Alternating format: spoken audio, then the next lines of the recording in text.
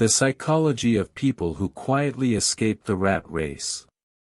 Do you know someone who just vanished from the career race? Not someone who got fired, not someone who failed, someone who quietly, deliberately walked away, from the promotion, from the salary, from the title, and somehow looked more at peace than anyone still running. By every logical standard, they should look like quitters. But they don't look like quitters, they look free. So what actually happened inside their minds? What psychological shift made them capable of doing the one thing most of us cannot? Today, we are going to break down the complete psychology of people who silently escape the rat race. And stay until the end, because by the time this video is over, you will never see ambition, success, or winning the same way again. But before we talk about the people who left, we need to understand why most of us are still running. Think back to the last time you got a raise, a promotion, the moment you finally bought the thing you had been working toward for months. That feeling was extraordinary. But be honest with yourself. How long did it last? Weeks, maybe, before the finish line moved again, before the hunger returned, before you were already calculating what came next. This is not greed, this is biology. The human brain contains an ancient system called the mesolimbic reward circuit. For most of human history, social status was not vanity, it was survival. Higher rank in the tribe meant better food, better protection, a significantly higher chance of living. Being pushed out of the group could mean death. So the brain learned to treat status as a survival signal. And it never stopped. Modern workplaces understand this mechanism precisely. Quarterly reviews, performance rankings, annual salary increases. Every system is designed to keep the reward circuit activated, to keep you chasing, striving, running. When you hit a goal, dopamine floods the brain. A short, intense burst of satisfaction. And then it fades, and the bar moves higher. And the cycle begins again with no finish line. Harvard professor Tal Ben-Shahar called this the arrival fallacy, the deep, persistent belief that once you reach a specific milestone, once you get the title, the house, the number in your bank account, you will finally be able to rest. But the moment you arrive, the finish line disappears, and a new one appears further away. And the emptiness that was supposed to be filled by arriving simply drives you to run faster. The people still running are not weak. They are not brainwashed. They are doing exactly what their nervous system was designed to do. So what happened to the people who stopped? Leaving the race is never impulsive. It is never one bad day. It is one bad day repeated so many times that it became every day. It is years of slow, silent energy drain that psychology calls burnout. But burnout is widely misunderstood. Professor Christina Maslach at the University of California, one of the world's leading researchers on workplace burnout, explains it this way. True burnout is not physical exhaustion. True burnout is when your nervous system has been placed on high alert for so long that it loses the ability to distinguish between a real danger and an ordinary work email. Your heart races, your hands sweat, your stomach tightens when your boss messages you at 9 in the evening. The exact same physiological response your body uses to face a predator. At that point, your nervous system has classified work itself as a threat. You still show up, you still perform, but emotionally, you are completely hollow. You know that heavy, gray feeling that arrives on Sunday afternoon. That is your body sitting at home while your mind has already clocked back into Monday morning. That is not laziness. That is a nervous system trying to protect itself. And it is inside that exhausted state that the shift happens. Not dramatically, often very quietly. A moment stuck in traffic, completely drained, wondering where exactly you are rushing to. A health report at 40. A morning you wake up and cannot remember the last time you felt genuinely rested. And suddenly, the salary and the title feel like they belong to a life you did not fully agree to live. A study from the London School of Economics scanned the brains of people who voluntarily left high-paying positions to take simpler work. The decision-making regions of their brains had changed. In most people, those regions respond powerfully to money and advancement. In the people who walked away, that response had significantly dimmed. Money had lost its authority over their choices, and in its place, something older and more essential had taken over. To understand what that something is, we need a framework called self-determination theory. Research in this area identifies three core psychological needs that humans require for genuine well-being, not surface satisfaction, but deep, structural happiness. Those three needs are autonomy, competence, and connection. The corporate system does not simply strip these needs away. It is far more subtle. It gives you a controlled version of all three. Autonomy: you may earn well, live comfortably, afford the things you want, but you do not own your time. Your schedule belongs to your boss, your clients, your deadlines. You traded the right to control your own hours for financial stability. And for years,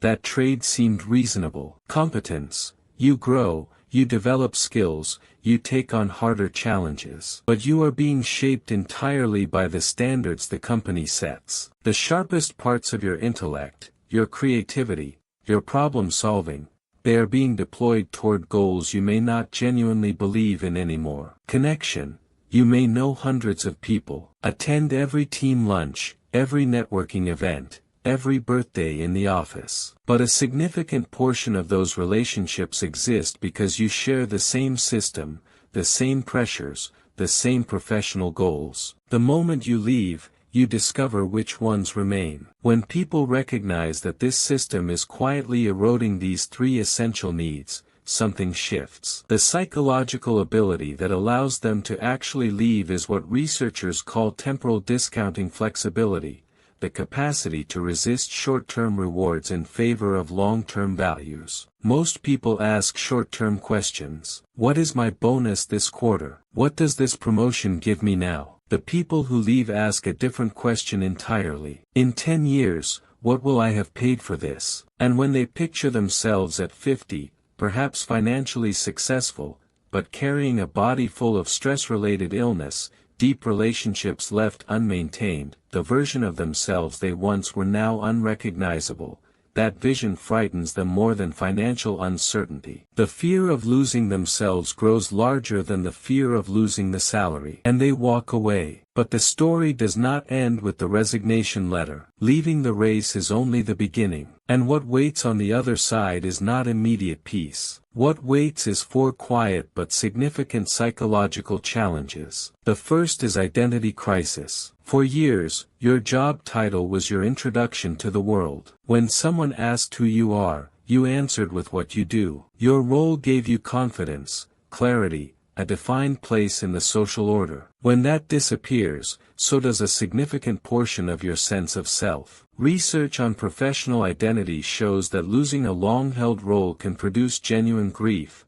a real sense of loss for a part of yourself that no longer exists. Rebuilding a sense of worth from scratch, a worth not attached to any title or performance review, is a deeply painful and deeply necessary process. The second is social judgment. Someone who steps off the career track is not judged because they failed. They are judged because they make the people still running uncomfortable. When you choose to slow down, to live on less, to prioritize time over advancement, you unintentionally force everyone around you to confront their own exhaustion. To protect their own narrative, they label you quitter, confused. It is rarely malicious. It is self-protection. The third is financial anxiety. Freedom sounds beautiful in theory. It sounds less beautiful when the bank balance stops growing. Research by Nobel laureate Daniel Kahneman showed that once basic needs are met, additional income does not significantly improve daily emotional well-being. But the brain does not care about research findings. Money represents not just comfort but safety,